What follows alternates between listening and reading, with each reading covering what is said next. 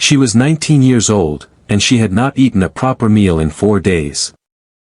The man who cast her out was her father's own creditor, a banker named Josiah Grieve, who arrived at the forge with a folded paper and a face like a shuttered window, and told her that grief was not currency, and that a debt did not die simply because a man did. All she carried into the world was $11 sewn into the hem of her coat, a locksmith's all that had belonged to her father, and a silence too heavy for a girl her age to carry alone.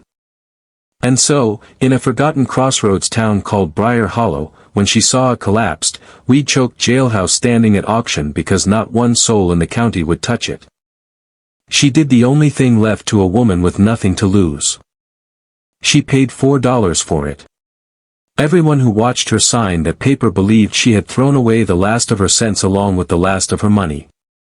They did not know that sealed behind its crumbling stone walls was a secret a dead prisoner had guarded with his final breath, a secret that would not only save her, but would give an entire forgotten town back its name.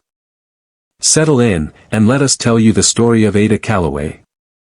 If you are watching this from a town that the world seems to have written off, tell us where you're from in the comments below. We would love to know we are not alone in believing that forgotten places still matter. Ada Calloway had been raised in the smoke and hammering of her father's forge in Cedar Falls, a modest farming settlement in the Dakota Territory where the wind came down off the plains with nothing to slow it and the winters arrived like a debt collector, punctual and without mercy.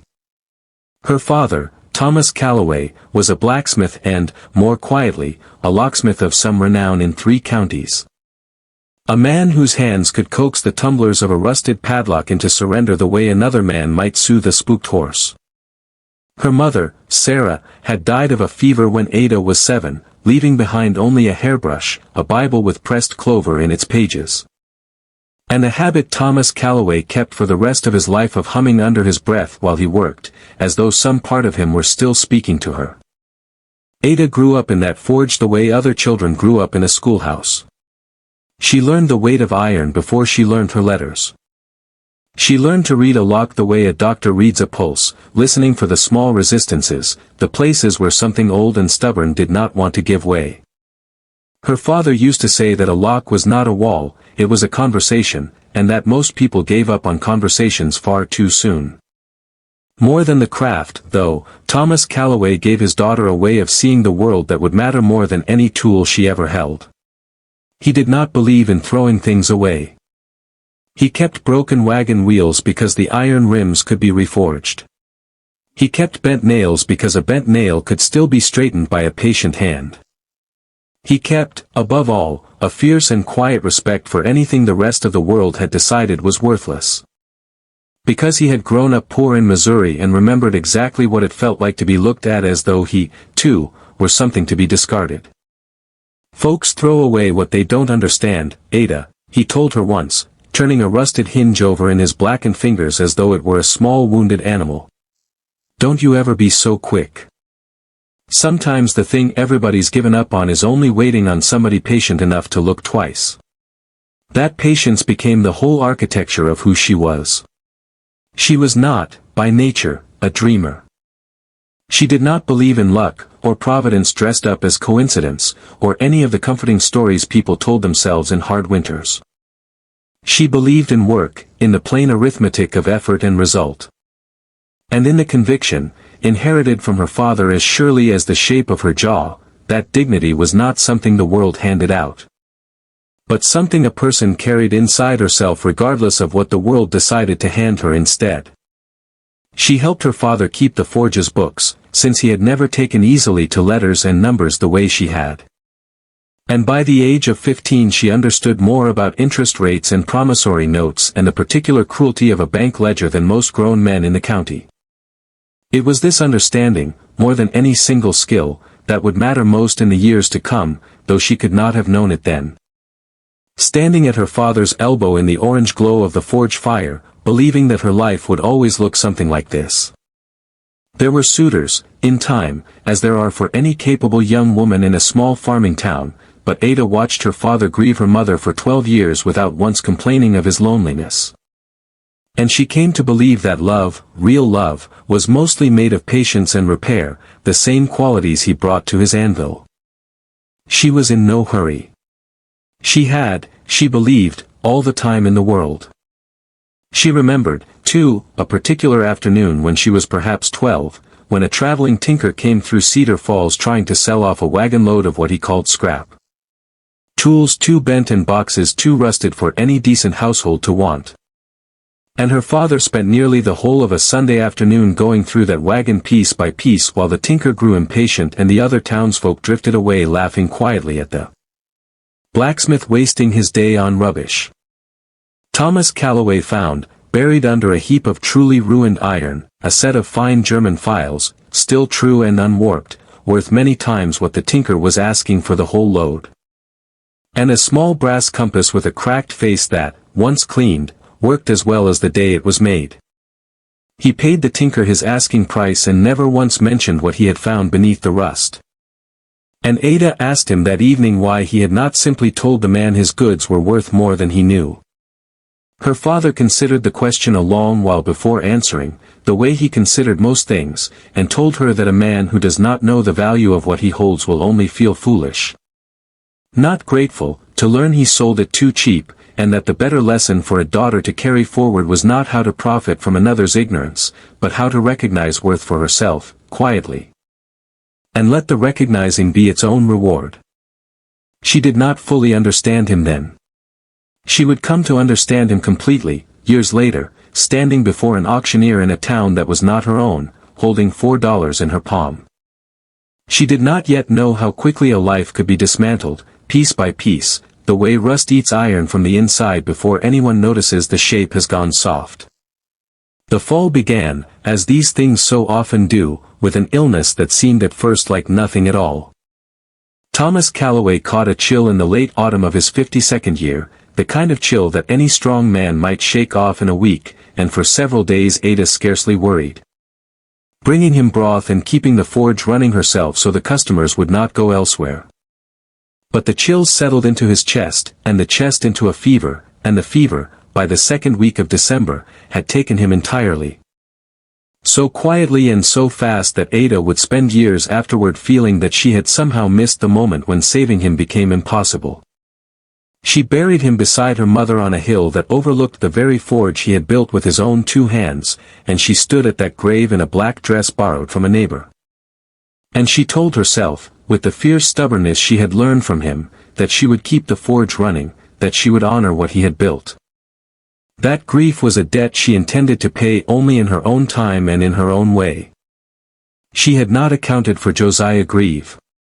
Grieve held the note on the forge, a debt her father had taken years earlier to expand the smithy and had been steadily repaying, and which Ada, in her sorrow, had not realized was structured so that the full balance came due immediately upon the borrower's death unless a living cosigner stepped forward within 30 days. There was no cosigner. There was only a 19-year-old girl with strong hands and a good head for figures and no legal standing whatsoever in the eyes of the bank or the county courthouse. Grieve was not cruel in the theatrical way of storybook villains, he was worse than that, in his way, because he was polite about it, apologetic even. A man who believed entirely that he was only doing what business required. And who seemed genuinely puzzled that Ada should take it so personally when he arrived with the sheriff to post notice of foreclosure on the door her father had built with his own hands. Within a month, the forge, the small house behind it, her father's anvil, and every tool that had once felt like an extension of her own arms belonged to the bank, to be sold to satisfy the debt. Ada was given 3 days to gather what she could carry. She carried little. A locksmith's awl, worn smooth by her father's grip. A blanket. $11, most of it the last wages owed to her from keeping the forge's books, sewn hastily into the hem of her coat because she trusted her own hands more than any purse. She did not weep in front of Josiah Grieve, though she wept plenty once she was alone on the road. Walking with no particular destination because Cedar Falls no longer had a place for her and she could think of nowhere else that did. She rode when she could beg a spot on a farmer's wagon, and walked when she could not, and slept in barns and church porches and once, memorably, in the lee of a grain silo during a hailstorm that left bruises on her shoulders for a week.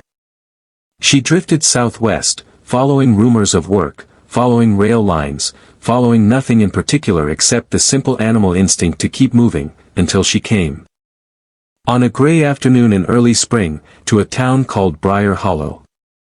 Briar Hollow had once been a mining town of some ambition, she gathered from the talk at the boarding house where she paid a nickel to sit by the stove. Though the mine that had built it had been consolidated decades earlier under a single family's ownership and the town had never quite recovered its old prosperity. It had the particular sadness of a place that remembered better days without quite being able to name what had gone wrong. Ada had $11 when she arrived, minus what the road had already taken. And she understood with the cold clarity of someone who had done the arithmetic many times that she needed shelter more urgently than she needed almost anything else. Because a woman alone and visibly desperate was a woman in danger in ways that had nothing to do with money at all. It was in searching for any roof, any walls, any $4 worth of protection from the world, that she heard the courthouse clerk mention, almost as a joke, that the old jailhouse on the north edge of town was going up for a tax auction that very Thursday, and that nobody in 3 counties wanted it. She went to see it before the auction. Walking the half-mile past the last respectable houses to where the road grew ragged and the grass grew tall around a squat stone building with iron-barred windows and a roof that had partly caved on its east side. It had clearly stood empty a long while. Vines had worked their way between the stones. A pair of crows watched her from the roofline with what she could only describe as suspicion. The building had, she learned from an old man tending a nearby fence, been shuttered since the 1860s. When the town's jail had been the site of some trouble nobody liked to discuss in detail, and had sat condemned and unwanted ever since, its reputation curdled by whatever memory clung to its walls. Nobody bid against her on Thursday. The auctioneer, a thin man with tobacco-stained fingers, seemed almost embarrassed to take her $4. Warning her twice that the roof was bad and the well beside it was dry and that most folks in Briar Hollow crossed the street rather than walk past it after dark. Ada paid him anyway, because $4 bought her something that 11 cents in a boarding house could not, a door she could lock from the inside, and a roof, however broken, that belonged entirely to her. She moved in that same evening with her blanket and her father's awl and a lantern she had bought with almost the last of her money, and she began, out of the same stubborn instinct that had made her father save bent nails, to clean. She swept 2 decades of dust and dead leaves from the small front room that had once served as the jailer's office. She pried loose boards from the windows to let in what light remained of the day. And it was on her 3rd evening there, prying up a section of warped flooring in the single remaining cell at the rear of the building, hoping to find dry boards she could use to patch the roof, that her fingers struck something that was not wood at all, but the corner of a tin box, wedged into a hollow beneath the floorboards where some careful hand had once dug out the earth and set it just so, out of sight of anyone who did not think to look. Her heart went very still. Outside, the wind moved through the tall grass with a sound like something breathing, and the 2 crows that had watched her arrival shifted on the roofline, their claws scraping softly against the shingles. She worked the box free with the same patience her father had taught her to bring to a stubborn lock, easing the earth away from its corners rather than forcing it. Feeling the cold of the ground seep through her sleeve as she worked, and when at last she lifted it into her lantern light she saw that it was rusted nearly through. Its lid sealed by decades of damp, and scratched into the metal, in letters gone shallow with rust but still legible if she tilted the lantern just so, a single name, Jeremiah Cole. It took her the better part of an hour, working with the same delicate persistence she brought to any stubborn latch, to coax the lid free without destroying whatever lay inside. When it finally gave, she found, wrapped in a scrap of oiled canvas that had kept the worst of the damp away, a small leather-bound journal, its pages foxed and brittle but intact. A single tarnished brass key unlike any lock she recognized, and a folded paper sealed with a blot of wax that had never been broken. She did not read it that first night. She was, if she was honest with herself, afraid to, the way a person is afraid to open a door behind which they suspect something has been waiting a very long time. She slept that night with the tin box beside her blanket, and the crows on the roofline, she would later say, seemed quieter than before, as though they, too, were waiting to see what she would do. She read the journal over the following days, a few pages each evening by lantern light. And the story it told turned her understanding of Briar Hollow inside out like a coat pulled through its own sleeve. Jeremiah Cole, she learned, had been a blacksmith and a freed man who came to Briar Hollow in the 1850s, when the mine was young and the town was still finding its shape, and who had built, through sheer skill and sheer relentless labor, a small but respected trade repairing the tools and machinery the mining company depended upon. He had married, had a daughter, had built himself a modest but genuine place in a town that did not always make that easy for a man like him. And in the autumn of 1861, the mining company's entire quarterly payroll, a sum that would have been a fortune to any ordinary family in the territory, vanished from the company office in the dead of night, and within a week, on evidence that Jeremiah's journal described in careful, aching detail as having been placed rather than found. He was arrested, tried before a jury with no representative of his own, and sentenced to hang, a sentence later commuted, through some quiet mercy of the circuit judge, to lifetime imprisonment in the very jailhouse that now stood, decades later, in Ada's own name. What the journal revealed, in Jeremiah Cole's own careful, self-taught hand, was that he had not stolen the payroll at all, but that in the terrible weeks after his arrest, confined in the very cell where Ada now slept, he had come to understand who had. The mine's owner at that time had a son, a young man named Bartholomew Vane, given to gambling debts he dared not confess to his father. And it was this same Bartholomew who had taken the payroll himself in the night, intending only to borrow against it and replace it before anyone noticed. Only to panic when the shortfall was discovered sooner than he had planned and to let suspicion fall, with a coward's convenient logic, upon the free black blacksmith whose success had already made him unwelcome to certain men in town. Jeremiah wrote that a sympathetic jailer, troubled by his own conscience, had told him in confidence, months into his imprisonment, that young Bartholomew Vane had been seen burying something near the jailhouse itself on the very night of his arrest, evidently believing that hiding the evidence close to the scene of another man's punishment was the last place anyone would think to search. Jeremiah, weakened by 2 years of confinement and a fever that the jail's damp had never let him fully shake, had used a loosened stone and a smuggled trowel, over the course of many patient nights, to locate and unearth what Bartholomew Vane had buried, the missing strongbox itself, its payroll gold still inside, along with the original mining company deed papers establishing that the mine had been founded not as a single man's property but as a cooperative venture among several founding miners. Papers that Bartholomew's own father had apparently suppressed years earlier to consolidate control of the mine entirely into Vane hands. Jeremiah Cole never lived to see justice done. His journal's final entries, written in a hand-grown shakier with each page, described a jail fever that swept through Briar Hollow's small prison population in the winter of 1863. And the last entry, dated only 3 days before what must have been his death, read simply that he had hidden the gold and the deed and his own testimony together beneath the floor of his cell, in the hope that someday, when the Vane family's grip on the town had loosened or their conscience had caught up with their fortune, an honest hand would find them and set right what a frightened young man's lie had broken. He wrote that he forgave the town for believing the lie, because fear made cowards of otherwise decent people, but that he hoped whoever found this account would not let the truth stay buried the way his own body soon would be. He signed it simply, Jeremiah Cole, blacksmith, an innocent man, and beneath that, in a shakier hand still, the name of his daughter, Naomi, as though he could not bear for his final words to exist without some living person's name attached to them. Ada sat with that journal for a long while after she finished it, the lantern burning low, the tin box open on her knee, and felt something shift inside her that was larger than shock or pity. Something closer to purpose. She thought of her own father, who had taught her never to be too quick to discard what the world called worthless, and she understood, with a clarity that felt almost physical, that she had not simply bought a ruined building for $4.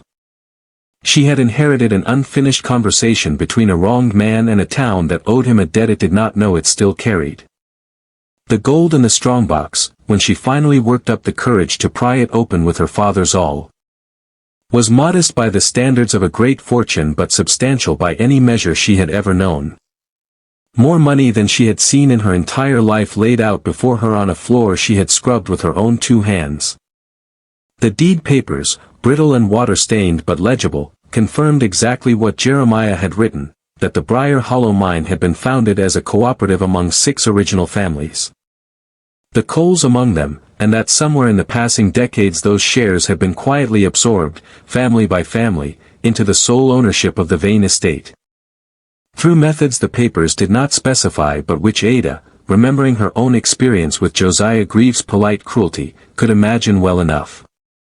She began asking careful questions around Briar Hollow in the days that followed, questions that seemed innocent enough on their surface, about the mine's history, about old families. About whether anyone recalled a blacksmith named Cole. It did not take long for those questions to reach the ears of Cornelius Vane, Bartholomew's grandson and the current owner of the Briar Hollow mine and, as it happened, the town's mayor as well. A position his family had held in one form or another for 3 generations. Cornelius Vane was not a cruel man in any obvious way, he was, in fact, quite well liked, generous with donations to the church roof and the schoolhouse fund. The kind of man whose charity made it easy for a town to overlook how thoroughly he controlled its economic life. But he was a man who understood, better than anyone, exactly what those old deed papers would mean if they surfaced, and he moved with the smooth, unhurried confidence of someone accustomed to solving problems before they became public. He came to see Ada himself, on a warm afternoon, dressed with the careful modesty of a man who wanted to appear approachable rather than powerful, and offered to buy the old jailhouse from her for $50, a sum he clearly expected would seem, to a homeless girl who had paid for, like an act of remarkable generosity.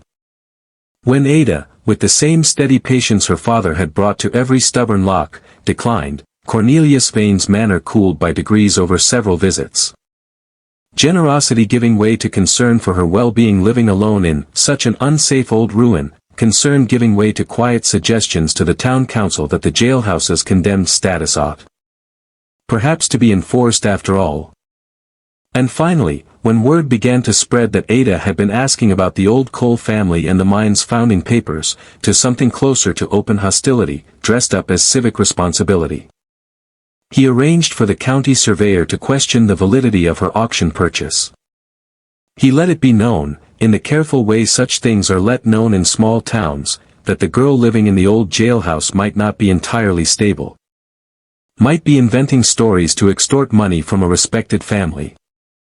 Ada found herself, for the second time in less than a year, facing a powerful man who wielded politeness like a weapon and who controlled, in Briar Hollow as Grieve had in Cedar Falls, most of the machinery by which a young woman's word could be made to weigh less than a man's convenience. There were nights, during that long, uneasy season, when Ada sat alone in the jailhouse with the lantern turned low and the wind working at the loose shutters, and allowed herself to feel the full weight of what it meant to stand against a man like Cornelius Vane a second time in her young life, in a second town, with a second set of powerful men murmuring behind closed doors about what ought to be done with her. She thought often of Josiah Grieve on those nights, of how easily a respectable man could dress cruelty in the language of duty, and she wondered whether the whole of her life would be spent proving, over and over, to men who had never once had to prove anything to anyone, that she was owed the same plain fairness they extended to each other without a second thought. It would have been easy, in those long nights, to let fear make the decision for her. To sell the deed quietly to Vane for whatever price would let her disappear from Briar Hollow with a full purse and an untroubled conscience. She did not consider it seriously, even once. She thought instead of Jeremiah Cole, waiting 64 years in the dark for someone patient enough to open that tin box. And she found that his patience shamed her own fear into something smaller and more manageable. But Ada Calloway had grown up watching her father coax open locks that everyone else had declared impossible, and she had learned, in her long walk from Cedar Falls to Briar Hollow, that patience was not the same thing as weakness. She did not confront Cornelius Vane directly. Instead, she went looking, with the same careful method she had once applied to her father's ledgers, for Naomi Cole, and found her, after several weeks of quiet inquiry. Still living at the edge of town, an elderly woman now, taking in washing to get by. Having spent her entire life believing her father had died a guilty man and having long since stopped speaking his name to anyone at all out of a shame that had never been hers to carry. When Ada sat with her in her small kitchen and read aloud the final pages of Jeremiah Cole's journal, Naomi Cole wept in a way that seemed to come from some place far older than the afternoon itself. A grief that had been waiting more than 60 years for permission to surface. Ada understood, sitting there, that she now held something far larger than a personal vindication or a stroke of fortune. She held the means to restore, in one motion, both a dead man's name and a town's stolen inheritance, and she understood, too. Remembering her father's hands turning a bent nail over and over until he found the angle at which it would straighten, that the right way to use what she had found was not to keep it, but to give it back. She brought the journal, the deed, and the strongbox's contents before the circuit judge who still rode through Briar Hollow twice a year to hear matters the town council could not settle on its own. Choosing that forum deliberately because she knew Cornelius Vane could not quietly smooth over a federal circuit judge the way he smoothed over a county surveyor. She stood before that court not as a homeless girl to be pitied but as the deed's rightful custodian, and she read Jeremiah Cole's testimony aloud in a voice that did not shake. And she watched Cornelius Vane's careful composure crack for the first time since she had met him, watched him understand in real time that the polite, generous mask he had worn for 3 generations of Vane men was about to be set aside for the town to see what lay beneath it. The judge, examining the original deed papers alongside the mining company's own surviving records, found them authentic beyond reasonable dispute, and ordered that the mine's ownership be restored, as its founding papers specified, to a cooperative structure among the descendants of its original 6 families, the Cole family foremost among them. With Cornelius Vane retaining only the single share his own family's original founding stake had honestly entitled him to. Jeremiah Cole's conviction, examined against his own detailed and corroborated account, was posthumously vacated, his name entered into the county record at last as an innocent man. 64 years after his death in a fevered jail cell he had never deserved to occupy. Cornelius Vane did not go to prison. The theft and the framing had, after all, been his grandfather's crime rather than his own, and the law found no clean way to punish an inheritance of guilt. But the town of Briar Hollow, once it understood fully what the Vane family fortune had actually been built upon, extended him no further indulgence, no further easy charity dressed up as goodwill. He lost, in the span of a single season, both the controlling wealth that had made him powerful and the town's quiet, unquestioning deference that had made him comfortable. And he spent the remainder of his years a diminished man in a town that watched him now with the same clear eyes it had once averted. It was not vengeance Ada had sought, and she took no pleasure in his fall, but she recognized, watching it unfold, the same quiet arithmetic her father had always believed in, that some debts, however long delayed, eventually come due. The mine's restored cooperative earnings, modest but steady, went in significant part toward rebuilding what Briar Hollow had let crumble during its long years under a single family's grip.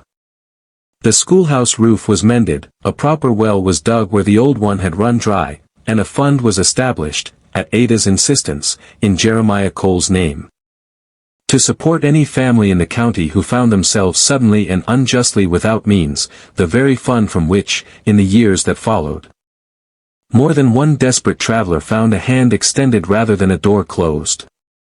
Naomi Cole, in the last years of her life, was able to say her father's name in the town square without lowering her eyes, and she asked, before she died, to be buried not beside her mother but beside her father, in a plot the town itself now tended with care.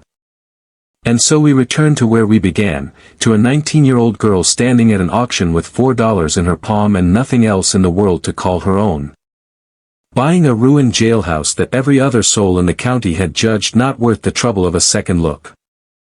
Ada Calloway had learned, from a father who kept bent nails and broken hinges because he refused to believe that worth and appearance were the same thing, that the things a frightened world discards are sometimes exactly the things it most needs someone patient enough to examine. She did not set out to find gold, or justice, or a dead man's stolen name. She set out only to find a roof, because a roof was the one thing $4 could still buy a woman with nothing else left. But in choosing not to look away from what that ruined building held, in choosing the slow, careful work of understanding over the easy comfort of walking past, she gave a wronged man back his name and gave a whole forgotten town back its inheritance, proving, in the end, that her father had been right all along. That the thing everybody else has given up on is only waiting on somebody patient enough to look twice. Thank you for spending this quiet hour with Ada Calloway and the secret that waited so long beneath a jailhouse floor. If her story moved you, we would be grateful if you shared it with someone who might need reminding that value often hides where the world has stopped looking. And we would love to hear from you in the comments. What is a time in your own life when you found real worth in something everybody else had already written off? We read every one of them, and we treasure the stories you send back to us. Until next time, stay close.